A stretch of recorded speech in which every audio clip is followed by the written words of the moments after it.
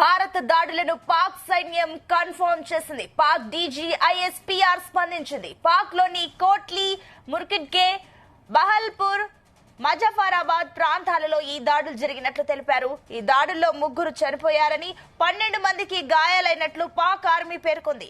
భారత దాడులకు స్పందిస్తామన్నారు. భారత్ టెంపరరీ సంతోషాన్ని శాశ్వత దుఃఖంతో భర్తీ చేస్తామని అన్నారు. మోసపూరిత శత్రువు పాకిస్తాన్ లోని 5 ప్రాంతాలలో దాడులు జరిపిందని పాక్ ప్రధాని షెహబాజ్ షరీఫ్ ప్రకటించారు.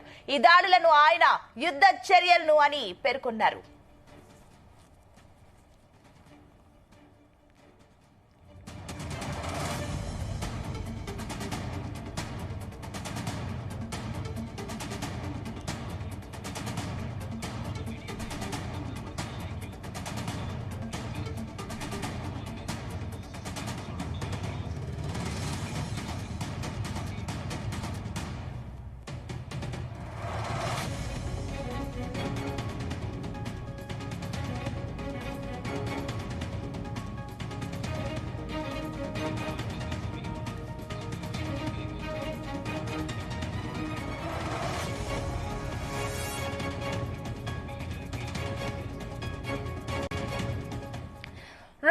పాక్ ప్రధాని ప్రకటన తర్వాత సరిహద్దుల్లోని పూంచ్, రజౌరి సెక్టార్లలో పాక్ సైన్యం కాల్పులను ప్రారంభించింది.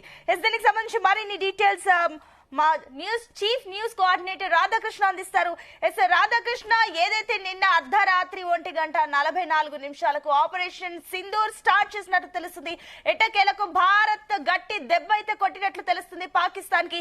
ఏంటి దీనికి సంబంధించిన డీటెయిల్స్? ఎక్కడెక్కడ దాడులు జరిగాయి? ఏంటి పాకిస్తాన్ రియాక్షన్ దీనిపైన? Good morning Sunitha. అనుకున్నట్టుగానే భారత్ పాకిస్తాన్ పై ఏకకాలంలో ఒక్కసారిగా ఈసారి తెల్లవారుజామున విరుచుకుపడింది. ఏదైతే పెహల్గాం దాడి ఘటన తర్వాత మొత్తం యావత్ భారతదేశం ఏం కోరుకుంటుంది, తీవ్రవాదులకు పాకిస్తాన్ ఏదైతే తీవ్రవాదులను అడ్డు పెట్టుకుని పాకిస్తాన్ పడుతున్న కుట్రలకు ఒక జవాబు ఇవ్వాలనుకున్నటువంటి భారత్ అదే విధంగా ఒక గట్టి సమాధానం ఇచ్చిందని చెప్పుకోవచ్చు. ఆపరేషన్ సింధూర్ పేరుట పాకిస్తాన్ లోని తీవ్రవాద శిబిరాలపై ఏకకాలంలో 9 స్థావరాలపై మన భారత వైమానిక దాడులు ఏకకాలంలో దాడి జరిపాయి. దానిలో దాదాపుగా 9 పాకిస్తాన్ సంబంధించిన తీవ్రవాద శిబిరాలు ధ్వంసం అయిపోయాయి. మొత్తంగా కూడా గత వారం 10 రోజులుగా పూర్తి స్థాయిలో పాకిస్తాన్ సంబంధించి భారత్ ఎప్పుడు అటాక్ చేస్తుందని అనుకుని ఒక భయాందోళనతో ఉంది. ఈ నేపథ్యంలో భారత్ ఒక్కసారిగా అటాక్ చేసింది. నిన్న ఏదైతే ఎర్లీ మార్నింగ్ అర్ధరాత్రి అనుకోవచ్చు 1:45 ఒక్కసారిగా పాకిస్తాన్ లోని తీవ్రవాద శిబిరాలను టార్గెట్ చేస్తూ దాడులను కొనసాగించింది.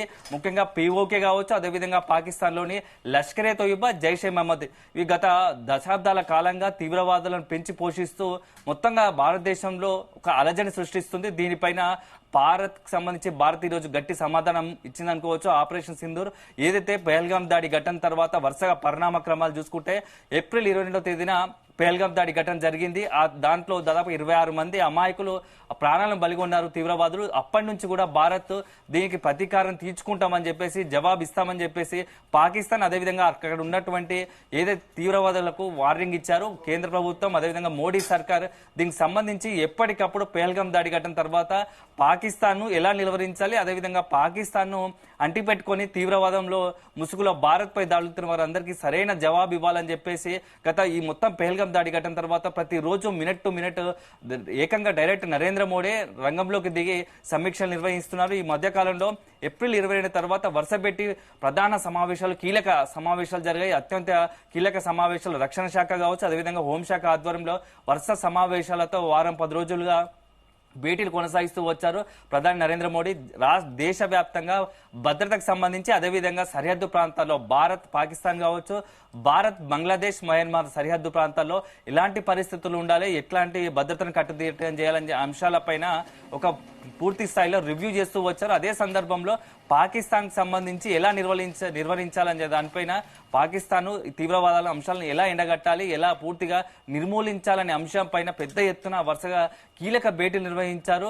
సో దీనికి అనుగుణంగానే ఈ రోజు ఉదయం దానికి అన్నిటికీ సంబంధించి ఒక సమాధానం దొరికింది అనుకోవచ్చు. ముఖ్యంగా భారతదేశ ప్రజలు కావచ్చు, ఎవరైతే పెహల్గాం దాడి ఘటనలో మృతి చెందారో వాళ్ళ బంధువులు కావచ్చు, మిత్రులు, కుటుంబ సభ్యులు ఏదైతే కోరుకుంటున్నారో దానికి ఖచ్చితంగా ఒక గట్టి సమాధానం ఈ రోజు పాకిస్తాన్ కు భారత్ ఇచ్చిందని చెప్పుకోవచ్చు. ఆపరేషన్ సింధూర్ ఎక్కడైతే మన హిందువులను టార్గెట్ చేస్తూ పెహల్గాం దాడి ఘటనలో జరిగినటువంటి దాడికి కౌంటర్ గా భారత్ ఆపరేషన్ సింధూర్ నిర్వహించింది. సింధూర్ దాదాపుగా ఒక 10ల సంఖ్యలో తీవ్రవాదులు మృతి చెందినట్టుగా మనకు సమాచారం అందుతోంది. ఏకకాలంలో అర్ధరాత్రి 1:40 ఒక్కసారిగా భారత బలగాలు వైమానిక దాడులతో నిర్వహించి పాకిస్తాన్ సంబంధించి ఒక్కసారిగా అటాక్ తో భయం స్టార్ట్ అయింది. పాకిస్తాన్ కూడా అగమ్య గోచరంగా ఉంది ఇప్పుడు పరిస్థితి.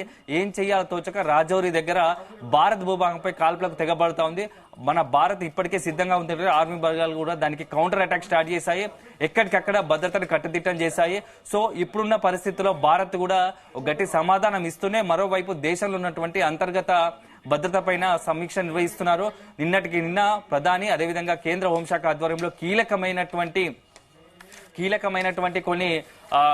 కీలకమైనటువంటి సూచనలు ఆదేశాలు చేసేది అన్ని రాష్ట్రాలకు, దేశంలోని అన్ని రాష్ట్రాలకు. దాదాపుగా యుద్ధం జరిగితే ఇట్లాంటి పరిస్థితి ఊహించే ముందే దాదాపుగా దేశం అన్ని రాష్ట్ర హోంశాఖకు సంబంధించి కేంద్ర హోంశాఖ అన్ని రాష్ట్రాలకు కీలకమైన గైడెన్స్ సూచనలు చేసింది.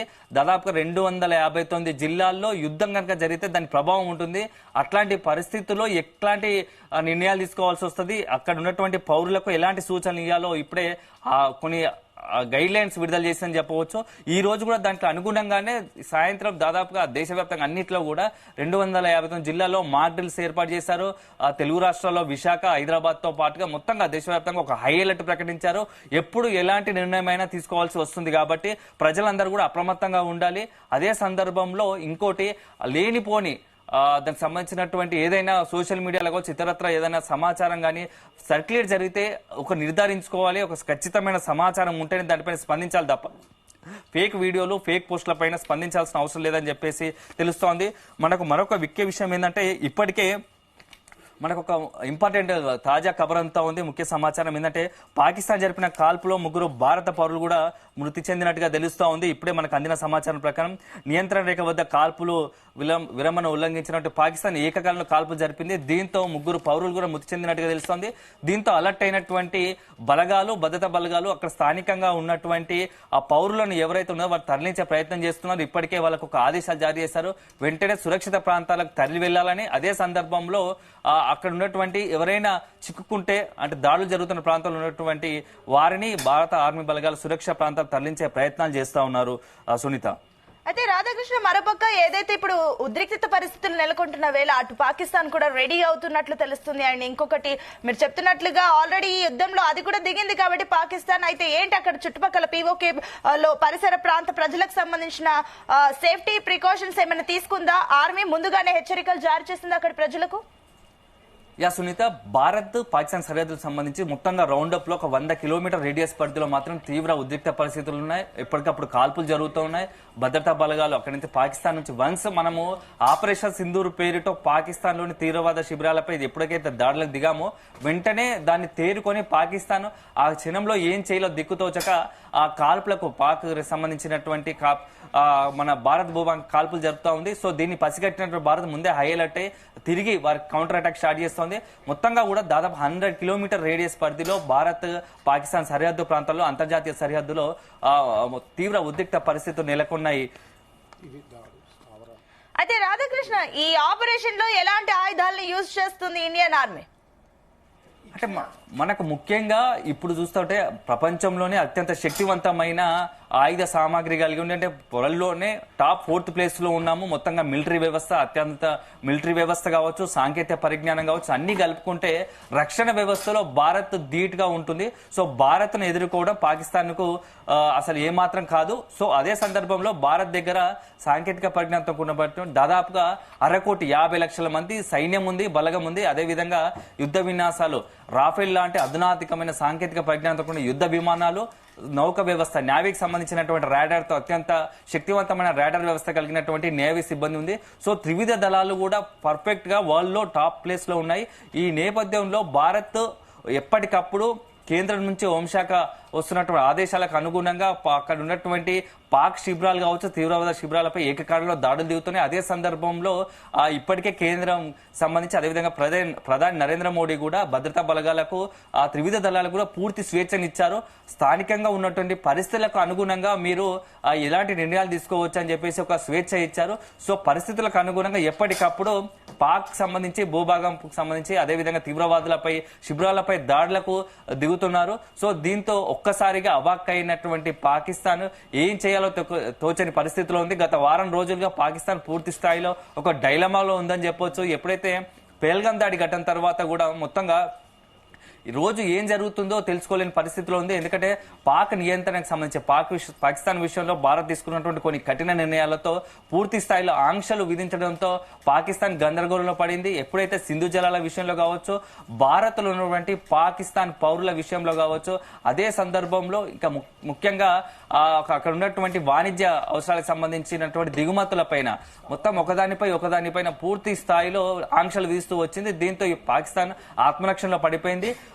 వీటన్నిటిని తేరుకోవడానికి ఆలోచన పరుస్తున్న సమయంలో ఏకంగా ఉన్నట్టుండి ఒక్కసారిగా భారత బలగాల ఆపరేషన్ సింధూర్ పేరుతో అక్కడ తీవ్రవాద శిబిరాలపై విరుచుకుపడ్డాయి. ఇప్పుడు మనకున్న సమాచారం ప్రకారం ఈ అంతర్జాతీయ సరిహద్దుకు సంబంధించి 100 కిలోమీటర్ల లోపు ఉన్న స్థావరాలను టార్గెట్ చేసింది భారత్. ఇక్కడ ఉన్నటువంటి 100 కిలోమీటర్లు ఉన్నట్టు బహవల్పూర్ ఉన్న జైషే మహమ్మద్ ప్రధాన కార్యాలయం టార్గెట్ గా దాడులు జరిపింది. సో అదొకటి కాగా మురిడికే సాంబా ఎదురుగా సరిహద్దు 30 కిలోమీటర్ల లష్కరే క్యాంపు, జైషే మహమ్మద్ అదేవిధంగా లష్కరే క్యాంపు, ఈ 2 క్యాంపులను టార్గెట్ చేస్తే ప్రధాన కేంద్రాలను టార్గెట్ చేస్తేనే ఈ రోజు దాడులు జరిపినట్టుగా తెలుస్తుంది. ఆపరేషన్ సింధూర్ లో ఇది ప్రధాన ఘట్టంగా భావించవచ్చు. ఎందుకంటే గతంలో పుల్వామా దాడి ఘటనలో తర్వాత కూడా మనం సర్జికల్ స్ట్రైక్ చేశాము. సో దానికి మించి ఈసారి ఈ ఘటనలని చెప్పవచ్చు. ఇది ఒక సెన్సేషనల్, ఒక సంచలనంగా మారుతోంది. భారత్ యావత్ 140 కోట్ల మంది జనం ఏం కోరుకుంటున్నారో అది ప్రత్యక్షంగా ఈ రోజు కేంద్ర ప్రభుత్వం ఆపరేషన్ సింధూర్ పేరిట తీవ్రవాద శిబిరాలను ధ్వంసం చేసిందని చెప్పవచ్చు. దీంతో పాటుగా జమ్మూ కాశ్మీర్ లోని సెక్టార్ లోపల 30 కిలోమీటర్ల సవాయ్ లష్కరే క్యాంప్ పైన కూడా ఒక్కసారి లాంచ్ ప్యాడ్ పై బిలాల్ క్యాంప్ పైన దాడులు జరిపినట్టుగా తెలుస్తోంది. అంతర్జాతీయ సరిహద్దుకు 15 కిలోమీటర్ల దూరం సియాల్కోట్ సమీపంలో ఉన్నటువంటి హెచ్ఎం శిక్షణ శిబిరం మెహమునా క్యాంప్ పై కూడా దాడులు జరిపారు. సో ఈ మొత్తం యావత్ భారతదేశం ఏది కోరుకుంటుందో ఈ రోజు ఆపరేషన్ సింధూర్ పేట భారత్ కు సంబంధించినటువంటి ఆర్మీ బలగాలు, మిలిటరీ సంబంధించినటువంటి ఈ దాడులకు దిగిందని చెప్పవచ్చు సునీత. అయితే రాధాకృష్ణ మీరు అన్నట్లుగా అటు ప్రధాని త్రివిధ దళాలకు ఫ్రీ హ్యాండ్ ఇవ్వడం వల్ల అటు ఇండియన్ ఆర్మీ సత్తా ఏంటో కూడా చూపించడం అయితే తెలుస్తుంది. అయితే ఈ టైంలో కరెక్ట్ గా పక్కా సమాచారం ప్రకారం అటు POKతో పాటుగా పాకిస్తాన్ లో కూడా 9 స్థావరాలపై దాడి జరిగినట్టు తెలుస్తుంది. At the same time Pakistan కూడా లక్ష్యంగా చేసుకుని ఎక్కడెక్కడ దాడులు చేయబోతుంది, దీనికి సంబంధించిన డీటెయిల్స్ ఏంటి? అంటే పాకిస్తాన్ సంబంధించి ఎలాంటి దాడులు ఉంటాయో ముందే పసిగట్టినటువంటి ఇండియన్ ఆర్మీ కావచ్చు, కేంద్ర ప్రభుత్వం, కేంద్ర హోంశాఖ నిన్న ఒక కీలకమైన కొన్ని సూచనలు జారీ చేసింది. దేశవ్యాప్తంగా ఒకవేళ యుద్ధం అంటూ వస్తే పాకిస్తాన్ ఒక దాడులు చేసే అవకాశం ఉందనుకుంటే ప్రధానంగా మొత్తం దేశవ్యాప్తంగా 259 జిల్లాలో హై అలర్ట్ ప్రకటించింది. దాంట్లో ఫేజ్ 2, ఫేజ్ 3 దాని దశల వారీగా విభజించింది. అత్యంత కీలకమైన మొత్తంగా ఉన్నటువంటి ప్రాంతాల్లో ఢిల్లీ ఒకటి, తారాపూర్లోని అణుకేంద్రం. సో ఒకవేళ పాకిస్తాన్ వీటి టార్గెట్ చేస్తే ఏం చేయాలి అనే దానిపైన ముందే నిన్న కీలక ఆదేశాలు ఇచ్చింది. దాంట్లో భాగంగా ఈ రోజు కూడా దేశవ్యాప్తంగా మాక్ డ్రిల్ ఏర్పాటు చేస్తుంది.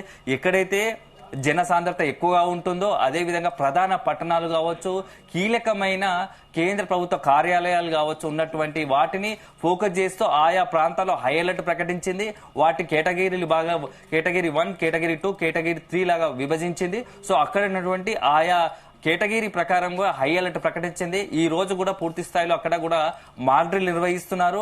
ఆ మాక్ డ్రిల్ లో భాగంగా కేంద్ర ఆర్మీ బలగాలు కావచ్చు హెలికాప్టర్ ద్వారా ఒక సూచనలు చేస్తారు. ఇట్లాంటి యుద్ధ పరిస్థితి, దాడులకు వచ్చిన పరిస్థితుల్లో ఎలాంటి జాగ్రత్తలు తీసుకోవాలని చెప్పేసి ఇప్పటికే కొన్ని వీడియోలు కూడా ఆర్మీ కేంద్ర హోంశాఖ నుంచి వీడియోలు అఫీషియల్ గా సర్క్యులేట్ చేస్తాను. సోషల్ మీడియాలో పెద్ద ఎత్తున వైరల్ అవుతాయి. ఆ సైరన్ మోగుతుంది. సైరన్ మోగిన తర్వాత ఏం చేయాలి, ఎలా ఉండాలి అనే దానిపైన కొంత ప్రజలకు అవగాహన కల్పించేందుకు ప్రయత్నాలు చేస్తూ ఉంది. సో ఇది పసిగట్టిని భారత్ ముందుగానే పాకిస్తాన్ నుంచి ఇలాంటి ఉండొచ్చు అని చెప్పేసి ఇప్పటికే భారత పౌరులకు సూచనలు చేస్తూ వస్తుంది. సో ఆ దాంట్లో భాగంగానే ఇవాళ మాక్ డ్రిల్ అని చెప్పవచ్చు. ఇక నెక్స్ట్ పాకిస్తాన్ సంబంధించి తీవ్రవాద శిబిరాలను టార్గెట్ చేసినటువంటి భారత బలగాలు తర్వాత ఈ సరిహద్దు ప్రాంతాల్లో ఒకవైపు బంగ్లాదేశ్ కావచ్చు, మయన్మార్ కావచ్చు, చైనా, ఇత పూర్తి స్థాయిలో పాకిస్తాన్ సంబంధించి పీఓకే హై అలర్ట్ ప్రకటించింది. అక్కడ ఎప్పటికే భద్రతా బలాలు పెద్ద స్థాయిలో పెద్ద ఎత్తున నిలబడ్డాయి. అక్కడ ఉన్నటువంటి ఎనీ క్షణం ఎట్లాంటి పరిస్థితి వచ్చినా దాడిలో దిగబడడానికి సిద్ధంగా ఉంది.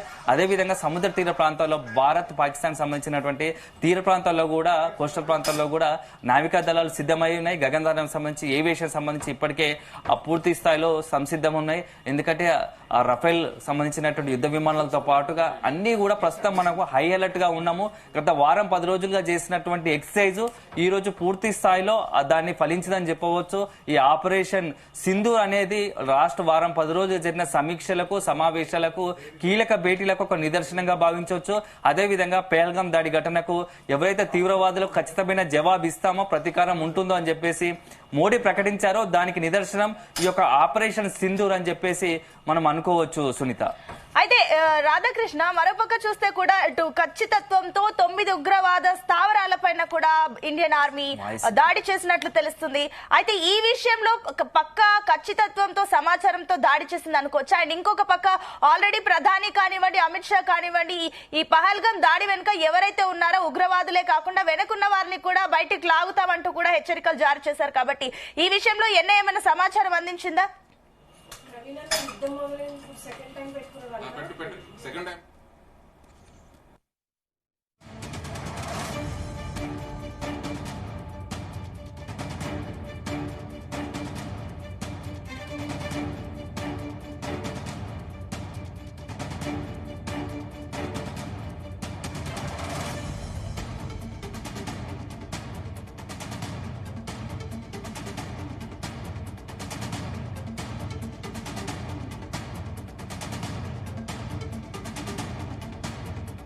అర్ధరాత్రి 1:44 అటు ఇండియన్ ఆర్మీ పాక్ పై విరుచుకుపడింది. ఎట్టకేలకు అటు మోదీ డైరెక్షన్ లో ఇండియన్ ఆర్మీ త్రివిధ దళాలకు ఫ్రీ హ్యాండ్ అయితే ఇవ్వడం జరిగింది. ఈ దాడిలో అటు పక్కా ఖచ్చితత్వంతో 9 ఉగ్రవాద స్థావరాలపై ఇండియన్ ఆర్మీ దాడి చేసినట్టు తెలుస్తుంది. ఈ మెరుపు దాడికి పాకిస్తాన్ ఉక్కిరిబిక్కిరి అవుతుంది. ఎట్ ద సేమ్ టైం అటు పాకిస్తాన్ కూడా రియాక్ట్ అవ్వడం జరిగింది. పాక్ ప్రధాని కూడా అటు షెహబాజ్ షరీఫ్ ప్రకటించారు. దీనికి సంబంధించి మరిన్ని డీటెయిల్స్ మా చీఫ్ న్యూస్ కోఆర్డినేటర్ రాధాకృష్ణ అందిస్తారు. ఎస్ రాధాకృష్ణ, ఏంటి దీనికి సంబంధించిన డీటెయిల్స్? మరోపక్క ఏదైతే వెనకున్న వారిని కూడా పట్టుకుంటాము అంటూ కూడా అమిత్ షా అదేవిధంగా ప్రధాని మోదీ కామెంట్స్ చేశారు. దీనికి సంబంధించిన డీటెయిల్స్ ఏంటి? వారి గురించి ఏమైనా డీటెయిల్స్ ఇచ్చిందా ఎన్ఐఏ?